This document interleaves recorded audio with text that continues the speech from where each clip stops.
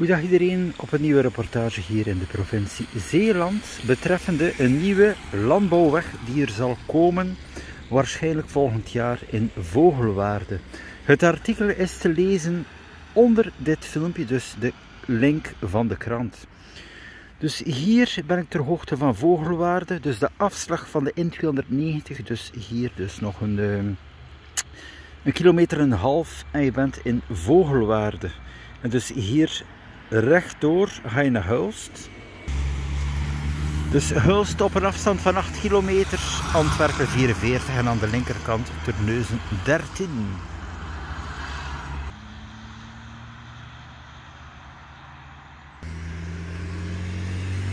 Zo, ik ga nu de route doen van Rapenburg.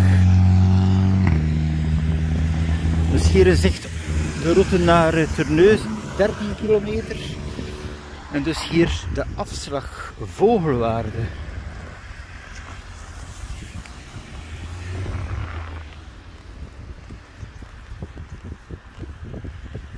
Zeg, in de week is het hier soms zo druk dat je zou denken dat je op de ring van Antwerpen bent. Vooral het vrachtverkeer, vrachtwagens en zo. Dus hier gaat het nog met de fiets.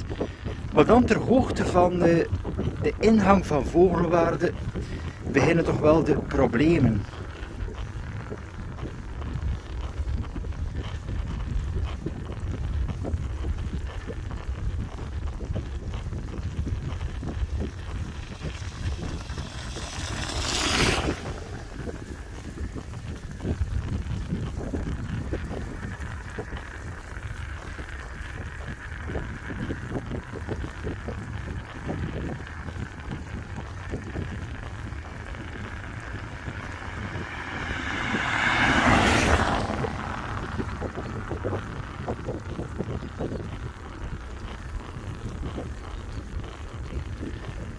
Ja, vandaag is het zondag, dus wel minder verkeer.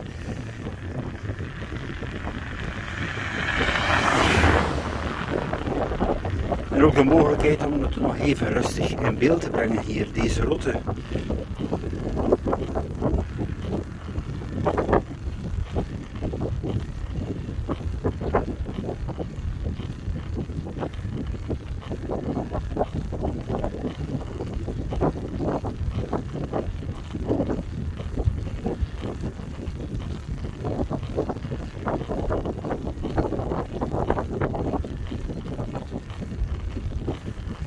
Zo hier aankomst Vogelwaarde, ik kan feitelijk spreken van gemiddelde van een kilometer tot een kilometer en een half. Als je even verder gaat.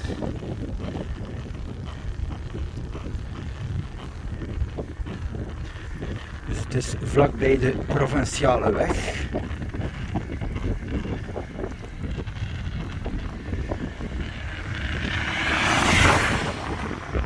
Voilà, en hier beginnen de problemen in de week. Dus met de fiets moet je dus hierover.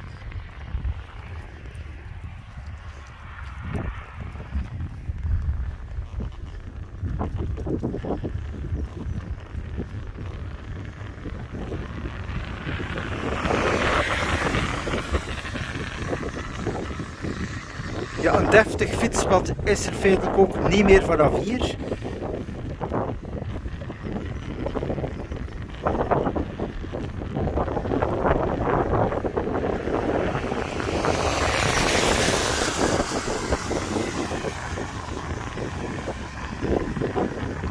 Dus hier in de week, je hebt natuurlijk de vrachtwagens die door moeten, die komen hier natuurlijk wel vast. Het is redelijk smal en ook er is te veel lawaai voor de lokale bewoners.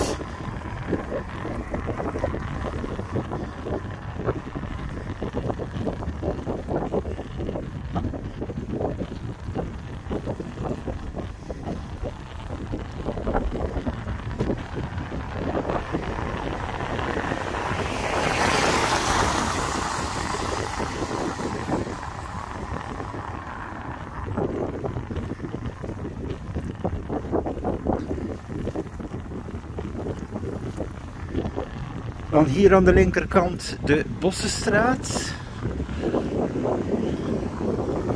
Dus nu ga ik verder op Rapenburg.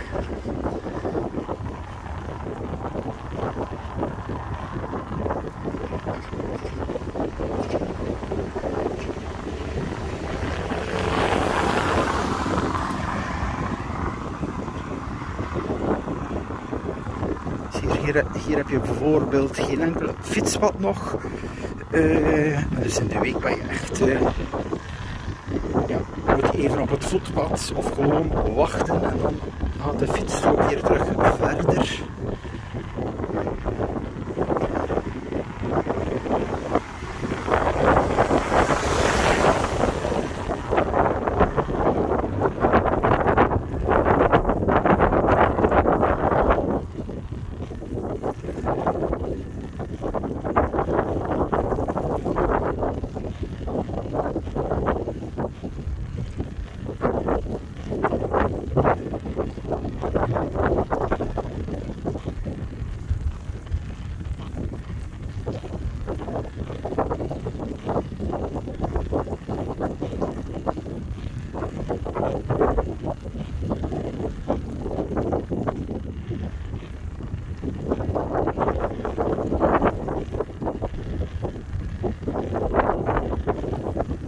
En hier moet je terug naar de linkerkant om verder naar Hengsdijk te gaan. Dus dat is richting Kloosterzande. Voilà, 1 punt Vogelwaarde.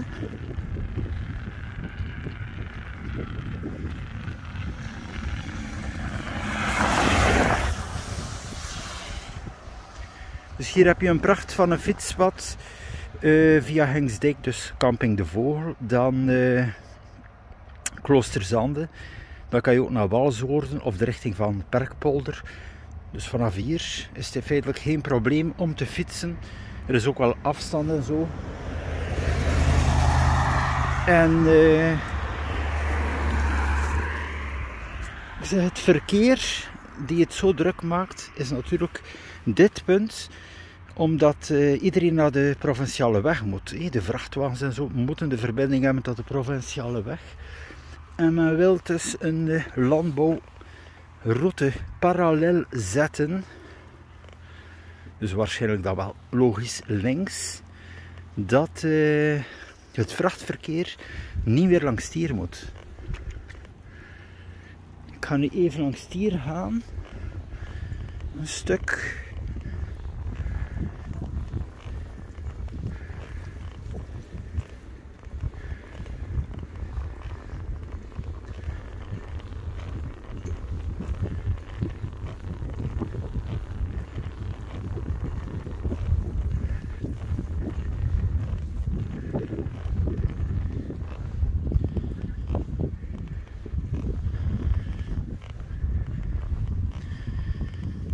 Dus dat zou dan ergens hier lopen. Dus hier heb je een wandelpad. Dus normaal gezien via dit pad hier ben je dan ook aan de buitenkant van Rapenburg. Dus ook parallel, laat ons zeggen, kan je gewoon altijd doorwandelen.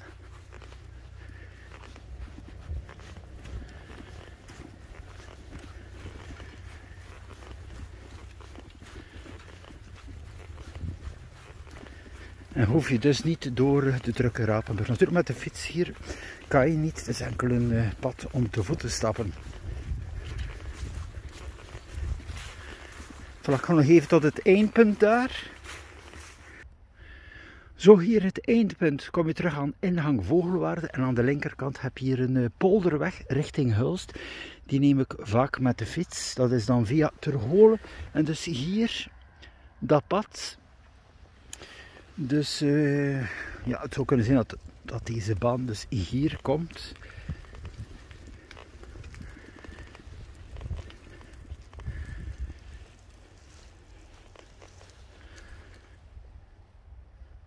Dus hier de route met de fiets, de mogelijkheid naar Hulst.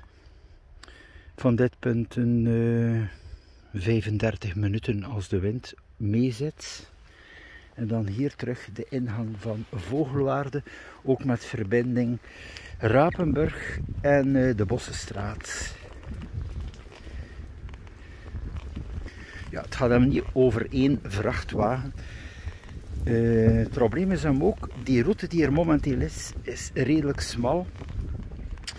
En dat verkeer komt regelmatig vast hier op Rapenburg.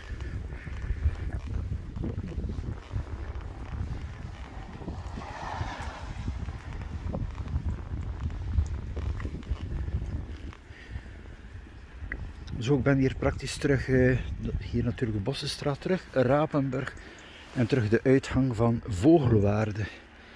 Hier ook nog even de kilometers in beeld, de afstanden. Dus Hulst 9, Kloosterzande 7.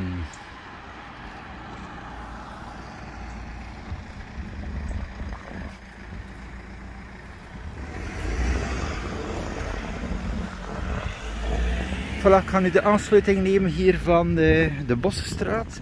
Bijvoorbeeld hier, de Bossenstraat is breder dan Rapenburg. Hè. Ik zeg, moest dat de doorgangsroute geweest zijn. Het is heel wat breder. Dus de Bossenstraat 2 kilometer tot het eindpunt. En dat is er Vogelwaarde. Hè. Dus Rapenburg en hier dus nog 2 kilometer.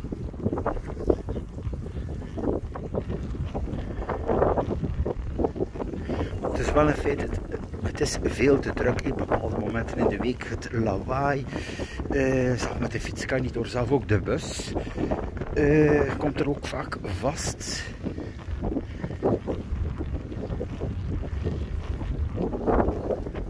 Ja, los van dit, wat de bus betreft, wil men in de plannen van, ik dacht 2024, de bus niet meer laten rijden in de dorpen, maar erbuiten. Dus eventueel aan de provinciale weg. En dan zou men op eigen kracht of met enige haltetaxi naar de provinciale weg moeten reizen en dan daar de bus nemen. Dus momenteel hier een halte, Bossenstraat.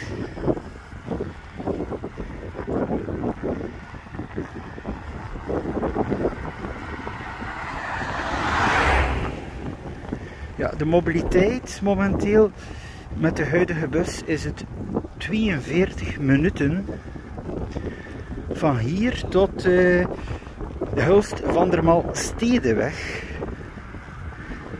En met de wagen 12 minuten. Dus dat maakt, je bent 30 minuten langer met de bus. Ik zeg, de reistijden zijn ook veel te lang.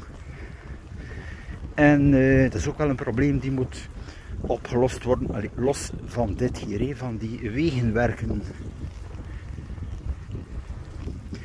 Zo, dat was het even nog. Dus je kunt het lezen onder het filmpje, het artikel van de krant. En we zien dus wel voor 2022, als die route er zal komen, zal er wel alvast verbetering zijn voor het doorstromingsverkeer, het lawaaihinder en noem maar op. Tot de volgende.